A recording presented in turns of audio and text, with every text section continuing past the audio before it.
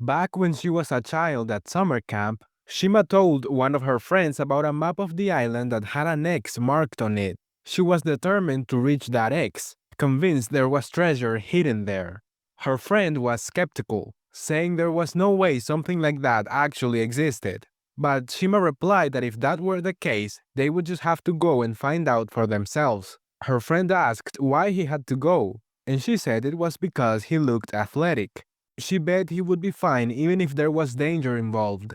He responded that in that case, there was someone even more useful than him. Just then, a girl suddenly appeared, seemingly out of nowhere. The boy explained that she was a ninja. Moments later, another boy showed up, saying they looked like they were up to no good. And as the student council president, he couldn't just ignore it. Then a shy girl arrived and asked if she could help too, wondering if she would get some of the treasure in return. Shima lit up with excitement and said they should all search for the treasure together.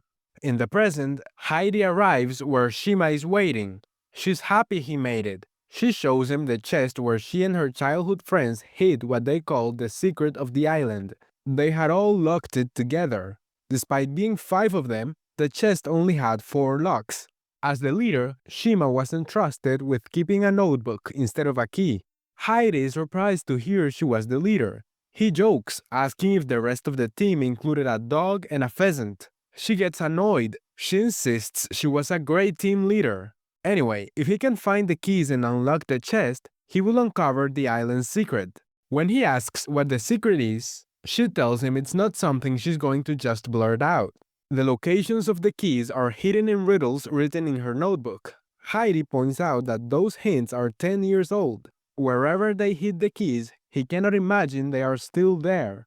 For example, one of the riddles says the key is under the sea. If that's meant literally, then there's no way they are getting it back. But Shima is confident that her friends were more thoughtful when hiding the keys. It might not refer to the actual sea. It could be the pool instead. So they head to the pool, but of course there's nothing there. Heidi points out that the riddle also mentions a sea god. Maybe there's a statue somewhere. Shima says she has been all around the island and doesn't remember seeing anything like that. Heidi keeps thinking, a sea god, protector of the sea.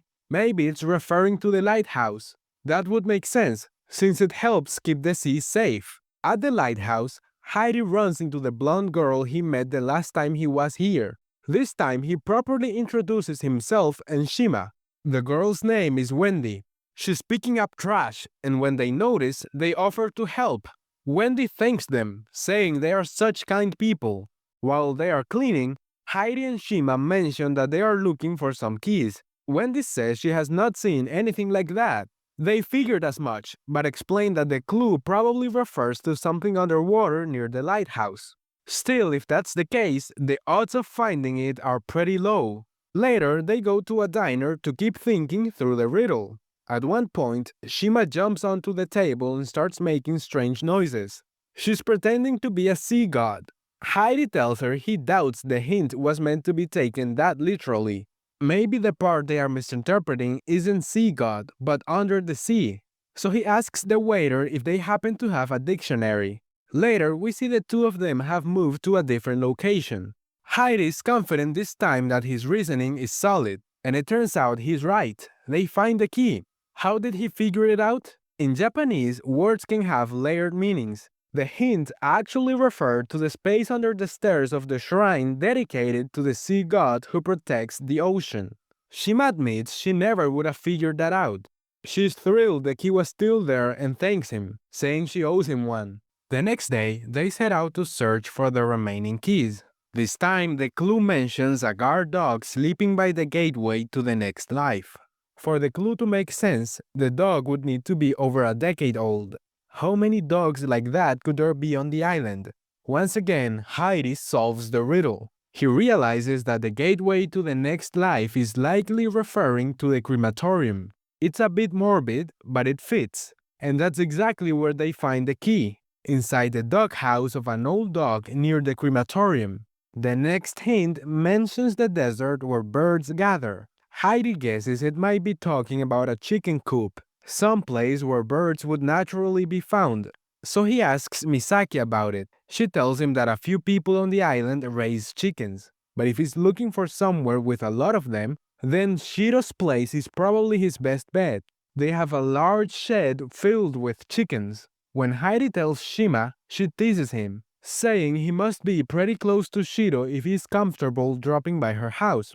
That's impressive. He plays along, saying that he and Shiro have known each other since the day he arrived on the island. They go to knock on her door, but a scary-looking old man answers. It's Shiro's grandfather. Heidi tries to ask for Shiro, but the old man gets irritated when he hears Heidi call her by her first name. That's way too familiar for his taste. Convinced they are outsiders, he shuts the door in their faces. As they're wondering what to do next, a girl in a school uniform walks past. Shima gets an idea. Maybe if they wear school uniforms, Shiro's grandfather will assume they're classmates. That might lower his guard. Heidi agrees and goes to ask Ao if she can lend him her uniform. She's hesitant at first, but he tells her it's because his friend is madly in love.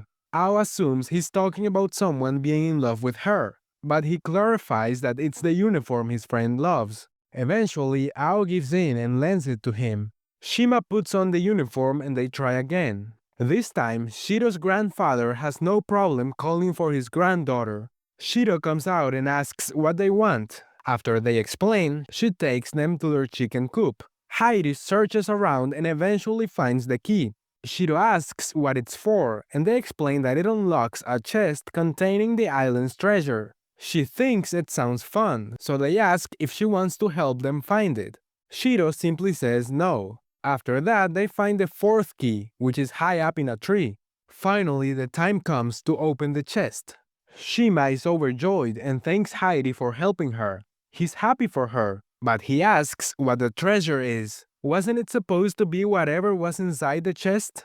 Shima explains that what they found could never fit inside a chest. What is actually inside is a map that leads to the real treasure. When they followed the map to the far end of the island, they discovered a pirate ship with a skull and crossbones on the sail, just like the ones you would see drifting near Europe. Unfortunately, right after finding the ship, they had to turn back. The next day, summer camp ended and everyone went their separate ways. But before parting, they made a promise to return and find the ship again 10 years later. That's why Shima came back, to keep that promise. The map and the keys were all still there, just as they left them. Now she's heading back one more time to where the pirate ship is.